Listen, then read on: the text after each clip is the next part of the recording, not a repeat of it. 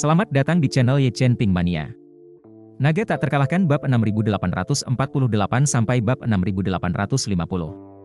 Terima kasih kepada semuanya yang sudah like dan subscribe. Semoga selalu diberikan kesehatan dan kesuksesan.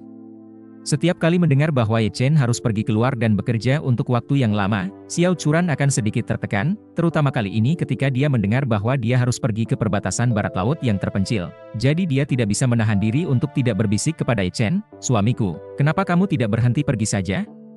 Kami tidak kekurangan uang sama sekali sekarang, kita tidak perlu bekerja terlalu keras." Sebelum Ye Chen mengatakan apapun, Hongwu di sampingnya sangat saleh dan memohon, "Tuan Ye, Anda harus membantu saya dalam hal ini. Kakak laki-laki tertua saya, dulu bagi saya adalah anugerah penyelamat hidup, tidak mudah bagi saya untuk membantunya melakukan sesuatu. Anda lihat dalam persahabatan lama kami, Anda tidak dapat menolak, selama kamu membantunya untuk memecahkan masalah, di masa depan di Jinling kamu memiliki apapun terlepas dari kata-kata itu, aku Hongwu dimanapun berkedip sejenak adalah petir surgawi." Saat Xiao Changkun mendengar ini, matanya langsung berbinar. Dia selalu berpikir bahwa Presiden PI mengeluarkan dirinya dari Asosiasi Lukisan dan Kaligrafi, mungkin karena dia menyadari bahwa hubungan Hongwu dengan dirinya tidak lagi sekuat dulu, seberapa sopan Hongwu terhadap dirinya sebelumnya. Ketua PI itu pergi makan malam, potong otaknya juga tidak bisa masuk ke kotak berlian, tapi Hong Lima malah berinisiatif mengeluarkan kotak berlian itu untuk digunakan sendiri, tapi juga semuanya gratis. Saat itu saja, langsung ke Ketua PI dari keseluruhan layanan. Nanti kenapa Presiden PI tidak patuh? Saya khawatir itu karena dia merasa pengaruhnya di depan Hongwu tidak lagi cukup besar.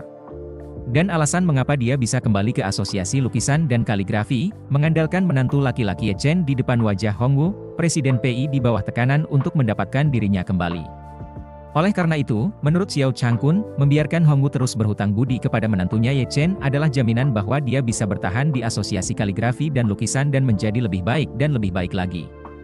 Jadi, dia mengambil inisiatif untuk membuka mulutnya dan berkata, "Churan, wanita tidak boleh bertanya tentang urusan pria. Tuan Hong selalu memperlakukan keluarga kami dengan baik, dan ketika kami membutuhkan bantuannya, dia tidak pernah mengatakan apapun. Tapi sekarang itu dia butuh bantuan kita. Kita takut sakit dan lelahnya, lalu apa gunanya itu?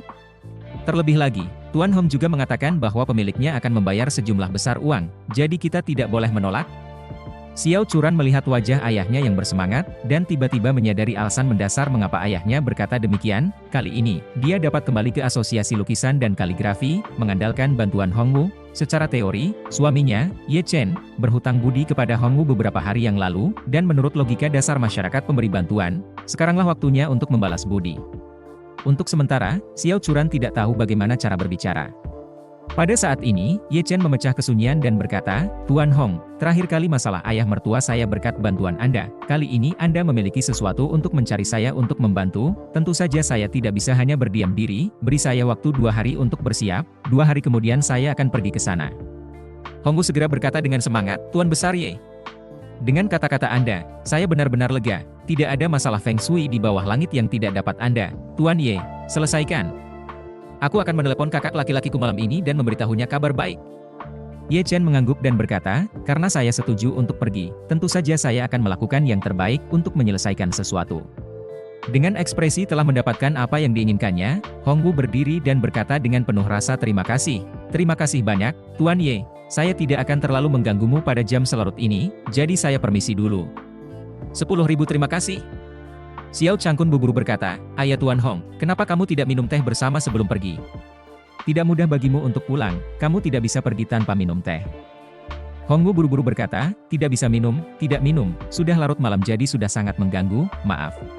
Xiao Changkun saat ini, tapi dia punya idenya sendiri, jadi dia menarik lengan baju Hongwu dengan satu tangan buru-buru mengeluarkan cangkir teh, meski tehnya agak dingin, tapi dia tetap menuangkan secangkir teh untuk Hongwu, dan kemudian diserahkan ke tangan Hongwu, dan kemudian bergegas membawa cangkir tehnya sendiri, hanya untuk melepaskan tangannya. Lalu mengeluarkan ponsel dari sakunya, dan dengan satu tangan membuka kunci dan menyalakan kamera. Hanya untuk melihat serangkaian tindakan seperti air mengalir, kamera telah membuka mode selfie kamera depan, lalu tangan yang lain memegang cangkir teh, berkata kepada Hongwu, "Ayo, Tuan Lima, ayo kita dentingkan cangkirnya, aku akan mengambil fotonya untuk dikenang." Hongwu secara alami mengetahui pikiran kecilnya, tetapi bagaimanapun juga, itu adalah lelaki tua Ye Chen, dia hanya bisa menganggukkan kepalanya bekerja sama, mendentingkan cangkirnya dengan Xiao Changkun, dan untuk memberinya wajah, tangannya yang lain juga membungkusnya, dia melingkari bahunya sambil menatap kamera sambil sedikit tersenyum lagi. Klik. Xiao Changkun mengabadikan momen saat dirinya dan Hongwu mendentingkan cangkir dan tersenyum. Foto itu mengaitkan bahu dan mendorong cangkir, sekilas seperti berkumpulnya dua sahabat lama yang memiliki hubungan dekat. Jadi, Xiao Changkun dengan puas meletakkan ponselnya, berkata kepada Hongwu, "Tuan kelima, jika Anda tidak sibuk di masa depan, sering-seringlah datang ke rumah untuk duduk, aku punya banyak teh enak dan anggur enak di sini." "Bagus, di masa depan pasti akan sering datang." Hongwu menganggukkan kepalanya dan langsung menyetujuinya, lalu meletakkan cangkir tehnya dan berkata kepada orang banyak, "Baiklah tuan-tuan, saya tidak akan terlalu mengganggumu." Xiao Changkun dengan sibuk berkata, Ayo, tuan kelima, aku akan mengirimmu keluar." Xiao Changkun mengirim Hongwu ke pintu. Setelah Hongwu pergi, dia berbalik dan kembali ke halaman rumahnya sendiri, tidak terburu-buru masuk, tetapi buru-buru mengambil ponselnya, membuka WeChat dan mengedit lingkaran pertemanan. Dia baru saja memilih foto dengan Hongwu, dan kemudian mengedit paragraf teks, "Seorang teman baik datang ke rumah untuk minum teh dan membicarakan hari ini. Selanjutnya, tekan kirim." Saat ini, Presiden PI sedang berada di rumah sambil mengeluh bersama istrinya. Setelah pekerjaan Xiao Changkun yang gagal, saluran mobilitas ke atas miliknya benar-benar terhenti. Oleh karena itu, dia mengomel kepada istrinya yang telah menasihatinya. Meski istri yang kemudian dalam tahap pemelihara domba dianggap telah menebus kejahatannya, namun dari hasil tersebut tentu saja masih lebih banyak kesalahannya daripada pahalanya. Oleh karena itu, Presiden PI hampir setiap hari akan mengeluh beberapa patah kata kepada istrinya untuk menghilangkan kepahitan dan kekesalannya. Istrinya juga tahu bahwa dia memberinya ide yang buruk pada awalnya, menyebabkan kerugian yang tidak dapat diperbaiki, jadi setiap kali Presiden PI mengeluh, dia hanya bisa diam berulang. Mulut Presiden PI terus bergumam tentang hal-hal sebelumnya.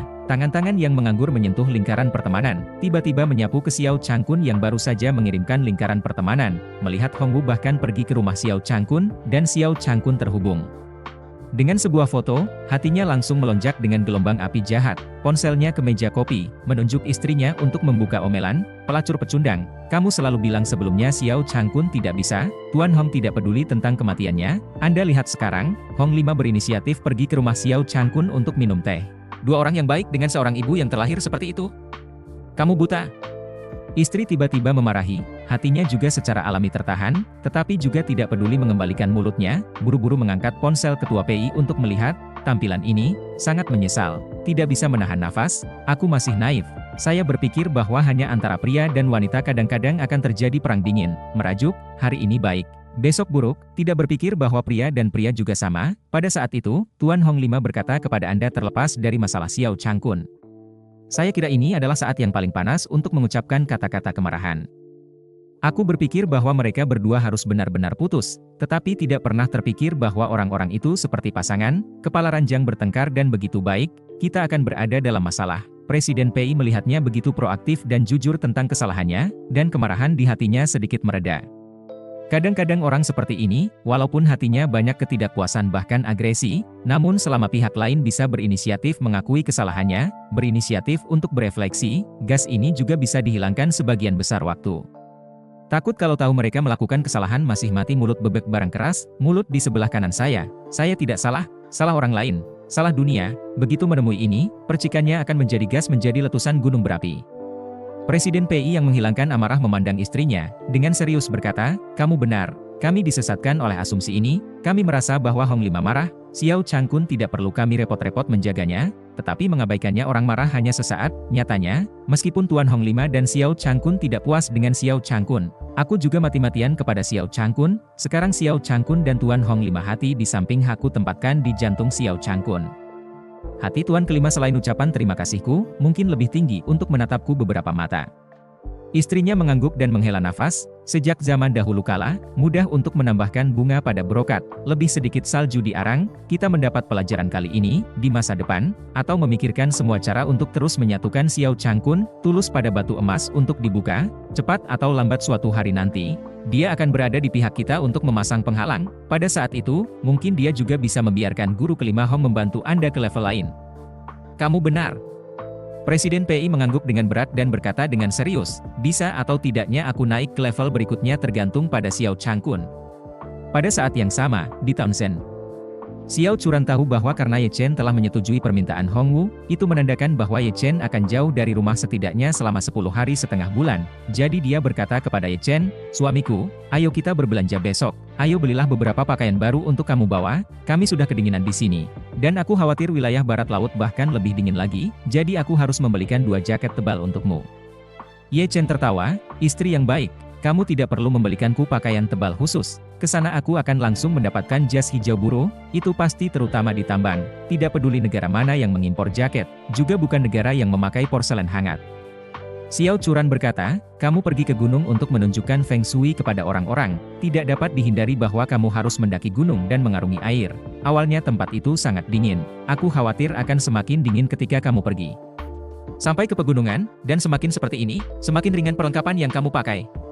Ye Chen melambaikan tangannya, istriku, yakinlah dengan kualitas fisikku, aku tidak akan lelah dan membeku, selain itu, aku masih harus pergi dan menyiapkan beberapa hal yang diperlukan untuk melihat dan memecahkan Feng Shui besok, saya akan berangkat lusa, dan saya khawatir sudah terlambat untuk pergi berbelanja dan membeli pakaian.